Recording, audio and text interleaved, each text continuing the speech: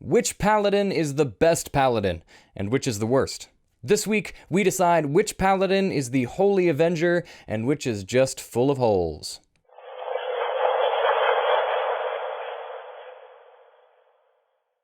Hello players and GMs, I am Reese and welcome to another video by Jetpack7. Before we get started, I just want to remind you to please like, comment, subscribe, and hit the notification bell. We just recently hit 1,000 subscribers and I am so excited and grateful for that, and I would love to see those numbers grow even further. So thank you all very, very much for your support of the channel thus far. You're the best. This week, I am on to one of my personal favorite classes, and the one I have ranked at the top of the martial classes in 5e, the Paladin. I think the Paladin is just one of the most well-designed classes in 5e because the base class features are incredibly powerful, but depending on which archetype you choose, you can get a vastly different playstyle. They all get their own oath spells, which are even better than the cleric domain spells because they don't necessarily have to come from the Paladin spell list, so some of the archetypes could open up spell options you simply couldn't get otherwise. Paladins also have what are, in my opinion, the most powerful capstones in the game, like every archetype across the board has a really insane feature at 20th level. But instead of babbling on and on about why I love this class so much, let's go ahead and jump into the list from the bottom with the Oath I think is definitely the weakest of the bunch. In 8th place, I have the OATHBREAKER Paladin. Appropriately enough, I think the Paladin that breaks their oath is much weaker than their oath-adhering counterparts. Thematics aside, I blame this mostly on the lack of effective necromancy mechanics in 5e. There are just a couple niche ways that raising undead can be powerful in 5th edition, and this just isn't really one of them. It is already difficult enough with a full caster, so reduce that to a half caster and you're basically just a normal paladin with a zombie friend every now and then. Their added spells aren't terrible with spells like Inflict Wounds, Animate Dead, and Dominate Person, but despite the usual power of these spells, I'm not a huge fan. Due to the nature of Divine Smite, Paladins are almost forced into melee combat, implying a heavy focus on strength or dexterity and constitution, making their charisma score an unfortunately low stat on the list of priorities. This makes spells that require a spell attack or saving throw pretty underwhelming compared to the efficacy on a full caster. Their channel divinity options are Control Undead, where you can take control of an undead whose CR is lower than your Paladin level for 24 hours, or Dreadful Aspect, which allows creatures within 30 feet of you to make a wisdom save or be frightened of you for a minute. Control Undead can actually be pretty insane if you find yourself fighting some powerful undead. A Beholder zombie, for example, is only CR 5, so you could theoretically take control of one if you're level 6 or higher. But I just don't know how often that's going to happen. Technically, you do have control of it for 24 hours, so you could maybe reassert control of it every day, but that's again operating under the assumption that it's going to keep failing the save. At 7th level, you get Aura of Hate, which gives you, as well as any fiends or undead within 10 feet of you, a bonus to attack rolls equal to your Charisma modifier. Again, it's just kind of super niche. Adding a small bonus to an already crappy zombie's attack roll just doesn't feel incredibly potent to me. At 15th level, you gain resistance to bludgeoning, piercing, and slashing from non-magical attacks, and at 20th level, you get Dreadlord, which allows you to emit an aura of gloom in a 30-foot radius for a minute. Creatures that rely on sight have disadvantage on allied creatures within that aura. Any creature that is afraid of you that starts its turn in the aura takes 4d10 psychic damage, and you can use a bonus action to make a spell attack, which deals 3d10 plus your charisma modifier in necrotic damage. So yeah, as with the rest of the archetypes, the capstone is nutty, but the rest of the Oathbreaker just leaves a lot to be desired for me. Next up, at 7th place, is a Paladin I imagined in my head to be a lot stronger, but left me a little disappointed when I took a closer look, the Devotion Paladin. This is kind of just your standard Holy Paladin. They start off with some pretty good oath spells like Protection from Evil and Good, Beacon of Hope, and Flame Strike. Your channel divinity options are Turn the Unholy, which is basically just another turn effect, but on undead and fiends as well, and Sacred Weapon, which allows you to use an action to add your charisma modifier to all attacks using a particular weapon for 1 minute. Now, turn effects can be very powerful in a fight, less so with the lower DC, but still pretty strong. Getting a bonus to attacks isn't bad either, but using an action to apply it felt kind of bad to me. At 7th level, you get Aura of Devotion, which makes it to where you and every creature within 10 feet of you can't be charmed while you're conscious. This is actually a pretty powerful aura considering the number of charm effects in 5e, like with Suggestion and Dominate Person. At 15th level, you're just permanently under the effects of Protection from Evil and Good. Not sure exactly how that's ruled if you choose what type of creature you're protected from at the top of the day or what, but either way, it could definitely come in handy if you know what creature types you'll be facing. And at 20th level, you can use an action to emanate bright light in a 30-foot radius. Whenever an enemy creature starts its turn in the bright light, they take 10 radiant damage, no save required, and you have advantage on saving throws against spells cast by any fiend or undead. Honestly, one of the weaker capstones for paladins, but 10 damage to every creature within 30 feet every turn for a minute definitely adds up pretty quickly, so not weak by any means. Again, I think all the paladin archetypes, devotion included, are perfectly viable, but compared to the archetypes above it, especially the top 4 or 5, I think devotion is just a little bit weaker. At 6th place, we've got the Protector of Nature, Oath of the Ancients. I always want to like these nature things, but I'm always left wanting a little bit more from them regardless of the class or the archetype. That said, this one has some intensely powerful features sandwiched in between some intensely underwhelming ones. This starts early with the Oath spells, where most of them are underwhelming, but are flanked by very strong ones like Ensnaring Strike, which is essentially a smite spell that restrains a target, Misty Step, and Stone Skin. Their channel divinities are Nature's Wrath, which allows you to use an action to try and restrain a creature within 10 feet of you, and Turn the Faithless, which is pretty much Turn Undead, but specifically for Fae and Fiends. Neither of them are bad. Turn the Faithless definitely has a bit more power to it if you're fighting those creature types, but honestly, I don't see myself using Nature's Wrath very often if I also have access to Ensnaring Strike. And then suddenly the Ancient's Paladin gets a really powerful aura called Aura of Warding, which just straight up gives you and allies within 10 feet of you resistance to all damage from spells. That is obviously huge. At 15th level, you get Undying Sentinel, which allows you to choose to go to 1 HP whenever something would drop you to 0 HP once per long rest. This one is nice, nothing too crazy, but I won't complain about a free death ward every day. You also don't suffer drawbacks from old age and can't be aged magically, which is fun, I guess. And at 20th level, you turn into the avatar of a nature god with Elder Champion. You can use an action to transform, and for a minute, you regain 10 HP at the start of every turn. Your paladin spells that cost an action now cost a bonus action, and enemy creatures within 10 feet of you have disadvantage on saving throws against your paladin spells and channel divinity options. All things considered, this archetype really isn't bad at all. There are a couple bits and pieces in there that I really just don't see myself using much, but the strong parts make up for them well enough to slot the Ancient's Paladin into 6th place. In 5th place, we have a bit of a surprise for me, personally, the Oath of Redemption. This one caught me by surprise a bit because I kind of assumed that this archetype had more features revolving around not attacking, but they really don't have anything that encourages that. My least favorite part is honestly its oath spells, with spells like Sanctuary, Counterspell, and Hold Monster. Now normally I love these spells. On a full caster these would be really powerful, but considering nearly all of them require a spell attack or spell save, they probably won't be particularly great unless your charisma is very high. Their first channel divinity option is Emissary of Peace, which allows you to grant yourself a +5 bonus to persuasion checks for a minute. This one is a fun little out of combat buff, nothing too huge, but a +5 bonus can definitely make you the talking head of the party for those 10 minutes. After that is Rebuke the Violent, which could actually be pretty dang potent in the right situations. If a creature within 30 feet hits another creature with an attack, you can use your reaction to force them to make a wisdom saving throw or take the amount of damage they dealt in radiant damage or half on a successful save. That would be a lot of damage if you're fighting an assassin or someone with a big spell attack. At 7th level, they get Aura of the Guardian, which allows you to use your reaction to absorb a hit from a creature within 10 feet of you. This is any time a creature takes damage, mind you, so it's not even necessarily with an attack. If they're the target of a spell or anything, you can choose to take the damage instead, which could be a game changer if you're protecting your healer or one of the other squishy members of your group. At 15th level, you get Protective Spirit, which causes you to regain 1d6 plus half your paladin level at the end of every one of your turns if you're in combat, unless you're incapacitated. So basically, you're just passively regenerating health every round if you're below half HP. A fair amount of it too, since at this point you're healing at least 8 health every turn. Considering the aura effect you get at 7th level, these two features work very well together. And at 20th level, you turn into an Avatar of Peace with Emissary of Redemption.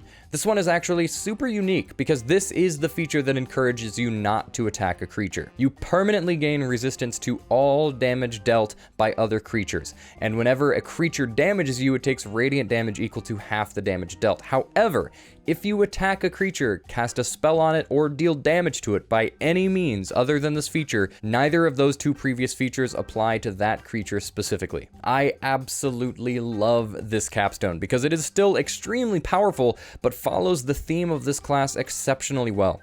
Overall, the Redemption Paladin was a bit of a sleeper pick for me, and ended up being way cooler than I originally thought. In fourth place, I have the Conquest Paladin. This is one of my personal favorite paladins just for the thematics alone, but it also has some pretty powerful features that put it just above the Redemption Paladin in overall power, in my opinion. Much like the Redemption Paladin, it does suffer from having a lot of spells in its oath list that rely heavily upon having a high spellcasting modifier.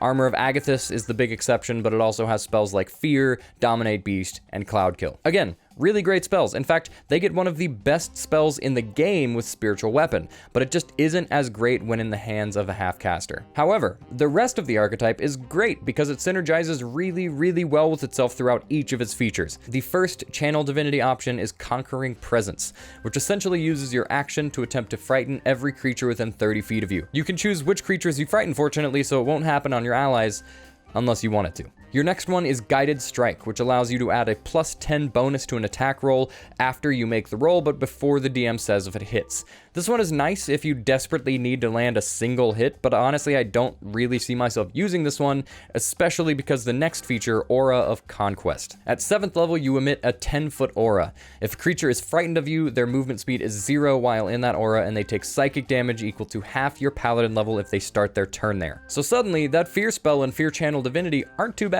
Sure, the DC might be low, but if it works on any creatures and they end their turn within range of this aura, they aren't getting out, and that is just a terrifying idea. At 15th level, we have one of my favorite lines written in 5e for the feature Scornful Rebuke. Those who dare strike you are psychically punished for their audacity. Every time you are hit with an attack, that creature takes psychic damage equal to your charisma modifier if you're not incapacitated. Essentially just a Thorns effect, which is always active, so no complaints there. Free damage is free damage. And at 20th level, you get the perfectly reasonably named feature, Invincible Conqueror. As an action, you gain the following features for 1 minute. You have resistance to all damage.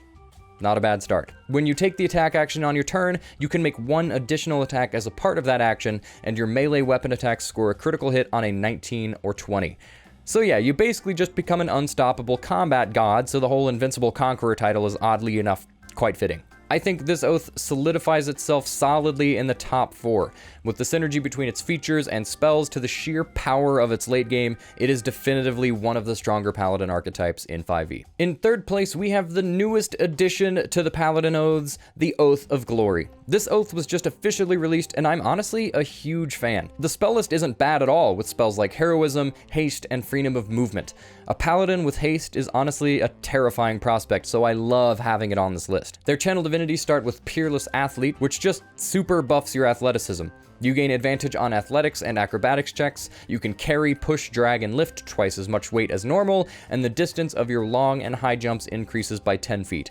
This one is a little niche, but I can see a few circumstances where this would come in handy, like trying to break down a door or something. You also get Inspiring Smite, which allows you to grant temporary HP to creatures within 30 feet of you after you deal damage with the Divine Smite. The total temp HP you grant is 2d8 plus your Paladin level divided among the creatures however you would like. Now, as you all know, I love temp HP, so of course I'm going to be a sucker for this ability. If you roll well on this 2d8, that can be a lot of temp HP, especially as you start getting to the higher levels in this class. Not to mention, it doesn't take any extra action economy because you only use it when you hit a Divine Smite. At 7th level, you gain Aura of Alacrity. You gain 10 feet of movement speed, and any allies that start their turn within 5 feet of you also gain 10 feet of movement speed until the end of that turn. The 5-foot radius feels a little sad, but otherwise, I really love this idea. It encourages you to really use your movement wisely and try and end your turn right next to one of your allies so that they can gain a bit of extra mobility on their turn. Plus, 10 extra move speed permanently I think makes up for that whole 5-foot radius thing. At 15th level, you get Glorious Defense, which allows you to use your reaction to grant a creature within 10 feet of you a bonus to their AC equal to your Charisma modifier if they're hit by an attack. If that bonus causes that attack to miss, you can make an attack against the attacker as part of that reaction. You can do that a number of times equal to your charisma modifier. And finally, at 20th level, you gain Living Legend. As a bonus action, you gain the following benefits for a minute. You get advantage on all charisma checks. Once on each of your turns when you miss an attack, you can just choose to make that attack hit instead. And if you fail a saving throw, you can use your reaction to re-roll it. Pretty strong. Once again, just like all the rest of the paladins, you pretty much become a demigod. No surprises there. I really enjoyed this archetype because it offers a fair amount of utility for yourself and your party, and that's kind of the niche that I feel paladins fill really, really well. They can be single target damage bombs, but they really excel at enabling the party by wading into the battle, and this archetype leans pretty heavily into that idea. Well enough so that I think it has earned its spot at 3rd place. In 2nd place, I chose the paladin that definitively has the most individual strength of any of the paladin archetypes, the Oath of Vengeance. You might be asking, Reese, if it has the most individual strength, why is it in 2nd? Essentially, I placed this paladin in 2nd because it does basically nothing for its allies except dish out damage and kill creatures. Now, I will admit, the best form of crowd control in D&D is death, and the Vengeance Paladin serves death like Olive Garden breadsticks, so it has made its way to the top, but damage per second isn't hard to come by, so it has to stop at 2nd. They start off with probably my favorite spell list of all the paladins, with spells like Bane, Misty Step, Haste, and Dimension Door. So many spells on here are about buffing the paladin and don't rely on your spellcasting modifier, which makes them particularly potent when you want to focus on strength or dex. Your channel divinity options are equally as awesome, starting with Abjure Enemy, which allows you to choose one creature within 60 feet and force them to make a wisdom save. Fiends and undead have disadvantage on that save. If they fail, they're frightened of you and their movement speed is 0. If they succeed, their movement speed is halved. This effect lasts for a minute or until they take damage. So essentially, you choose a creature, you scare them so much that they can't move, then you run up and hit them repeatedly with your greatsword. You also get Vow of Enmity, which allows you to use a bonus action to mark a creature and gain advantage on attack rolls against that creature for 1 minute or until they're knocked out. Again, that's fun. Advantage on every attack is friggin' great. But this is what I'm talking about when I say this oath offers very little for their allies. Whereas every other paladin gets an aura at 7th level, Vengeance Paladin gets Relentless Avenger, which allows you to move half your movement speed when you hit a creature with an attack of opportunity. This is awesome because it doesn't provoke attacks of opportunity against you, and it just further enables you to be a whirling dervish of death on the battlefield. But again, because it's not an aura that helps your allies, it doesn't feel as powerful to me as the rest of the paladin 7th level features. At 15th level, you get Soul of Vengeance, which just further buffs your Vow of Enmity by allowing you to use your reaction to attack that target whenever they make an attack. Again, more hits make more kills. Me no complain about more hit. And finally, at 20th level, you get Avenging Angel. You can use your action to gain the following benefits for an hour. Wings sprout from your back, and you gain a 60-foot fly speed, and you emanate an aura that makes any creature within 30 feet frightened of you if they enter the aura or start their turn there, and your attacks have advantage against all of those creatures if they're frightened. Now, honestly, all things considered, this one has a little bit less raw power than other paladin capstones, but it does last for an hour, and a paladin with a 60-foot fly speed is absolutely terrifying. The Vengeance Paladin is absolutely no joke, so it's no surprise that it made it up this far. If you're looking for a paladin that will end combat before your GM gets to even play the NPCs, then this is the paladin for you. And finally, we have the paladin, which I believe to be the strongest of them all, the Oath of the Crown. The Oath of the Crown is the paladin which I feel most successfully supports your allies while still allowing you to be the demon slayer you've always dreamed of. To start, it's got a pretty solid spell list with spells like Warding Bond, Aura of Vitality, Spirit Guardians, and Guardian of Faith. The channel divinity options start with Champion Challenge, which allows you to use a bonus action to force every creature of your choice within 30 feet of you to make a wisdom saving throw. If they fail, they can't willingly move more than 30 feet away from you. The other option is Turn the Tide, which allows you to use a bonus action and heal all allies that can hear you within 30 feet for 1d6 plus your charisma modifier if they have no more than half their hit points. This one is actually pretty wild. Mass Healing Word heals for 1d4 plus your spellcasting modifier, has a range of 60 feet and a limit of 6 creatures, and it's a 3rd level spell. This one is half the range with a bigger die size, has no creature limit, but you get it at 3rd level. Paladins don't gain access to 3rd level spells until their 9th level, and they also don't get Mass Healing Word. So you kind of get a slightly worse version of that spell as long as your allies have taken a fair amount of damage, which is really friggin' strong. At 7th level, you gain Divine Allegiance. This one is just a slightly worse version of the Redemption Paladin aura where you can absorb damage that a creature takes using your reaction. For the Crown Paladin, they have to be within 5 feet, but otherwise, it's exactly the same. At 15th level, you gain advantage on saving throws against being paralyzed or stunned. This one is actually huge, considering the utility this Paladin offers. You really want to be able to move around the battlefield to get near your allies and protect them, so getting stunned or paralyzed is hurting not only you, but the allies you're trying to support. And at 20th level, you get Exalted Champion. As an action, you can gain the following benefits for an hour. You have resistance to bludgeoning, piercing, and slashing damage from non-magical weapons. Your allies have advantage on death saving throws while within 30 feet of you, and you and your allies within 30 feet have advantage on wisdom saves. Once again, a pretty crazy capstone. It gives you resistances to very common damage types, though this may not come into play much at 20th level when most things hitting you are magical, but getting advantage on death saves and wisdom saves is wild. Spells that require a wisdom save are usually spells that stop you from playing the game, and obviously getting advantage on death saves halves the chance that you're just going to bleed out and die in combat. All in all, this Paladin does a fantastic job of enabling their allies with what are, in my opinion, the 2 strongest channel divinity option features of any of the Paladins, and some potent features and oath spells to boot. Which, to me, solidifies this as one of, if not the strongest Paladin archetypes in 5th edition. Well, that is my list of Paladin oaths. I know this video is a bit longer than the rest because I just really love Paladins, okay? Let me know what you think of my ranking in the comments. The next video of this series covers the Woodland Explorers themselves, the Ranger. There are some pretty awesome Ranger archetypes, so I'm looking forward to taking an in-depth look at those, but until then, thank you all very much for watching, and I'll see you around.